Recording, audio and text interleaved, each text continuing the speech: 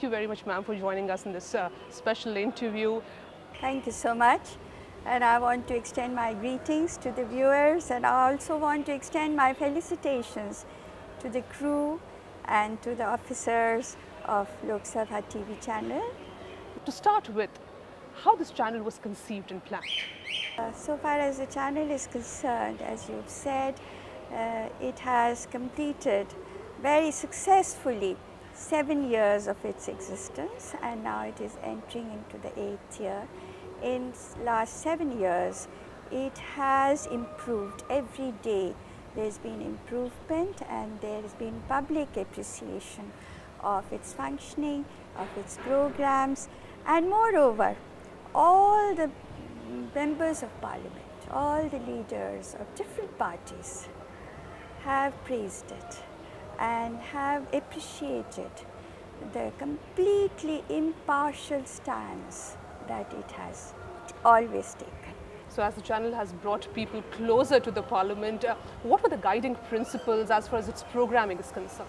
The guiding principle was my very illustrious predecessor, Shri Somnath Chatterjee, had conceptualized that there should be Lok Sabha Television, which should operate throughout, that is 24 hours, 7 days throughout the year, and it should telecast the proceedings of the House. It should bring Parliament closer to the people.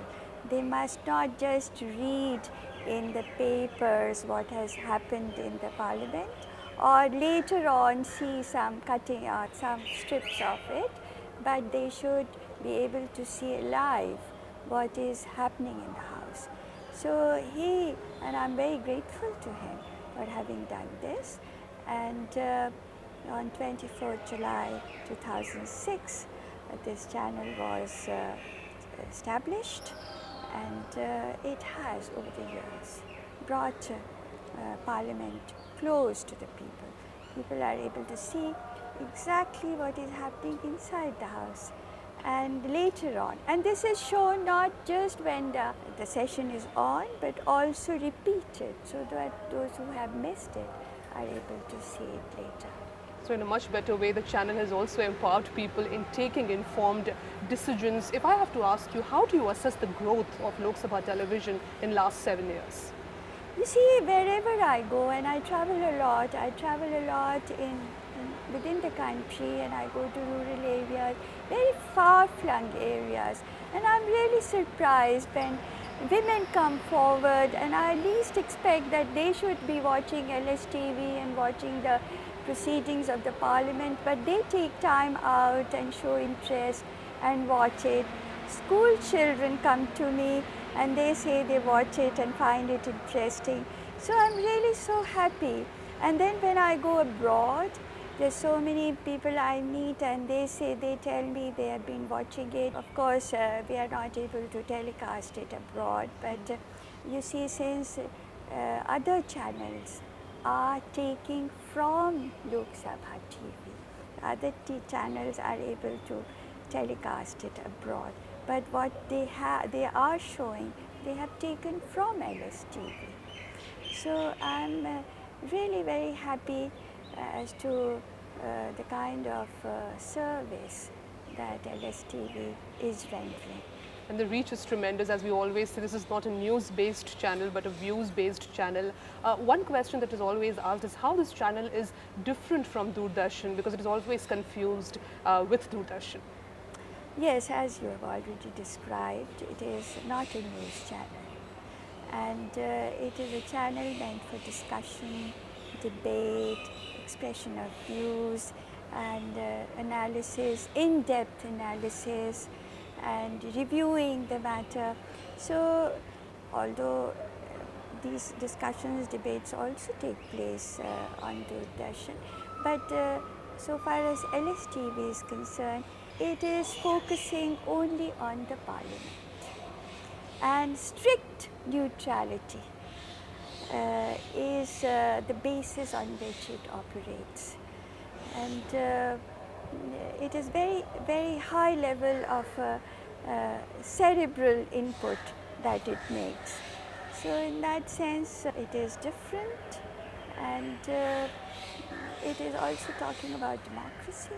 It's talking about parliamentary democracy. It is taking up gender issues. It is taking up all the current issues, and all that strengthens all the many facets of democracy, of public life, that strengthen the idea of democracy, are really nurtured and taken up in LSTV. And as we say it in Lok Sabha Television, this is a channel both for the ruling and the opposition and the citizens of the country. Interestingly, we also have a program called Hamari Speaker, where you answer questions of students. What was the idea behind this program? Well, I thought I should, you see, bring Parliament very close to the children, because when I sit on that seat, right in front of me are the galleries, and so many times I see school children occupying the seats in those galleries, and there's so much interest in school children about the Parliament, so I thought I should sit down and explain to them in simple terms, both in English and Hindi, what is the history of Parliament, how it has come about, how the Constitution was written, what all development has taken place ever since we gained independence, or even before that, and also about this grand building, you see, and various aspects of our parliamentary democracy must be explained to the children. Of course, they learn it in their classroom, but there's so many things even I didn't know. You see, I had to get my officers to do research, so many little things as to why the Lok Sabha is green, why Rajya Sabha is red, and so many other little things which would interest little children. We had to work on, do research, and educate them, and I always feel so refreshed, rejuvenated when I have children coming to the Parliament. So away from textbook learning and maybe a way forward in giving them live learning, but do you also feel that students are very curious about Parliament? Do they also ask you difficult questions?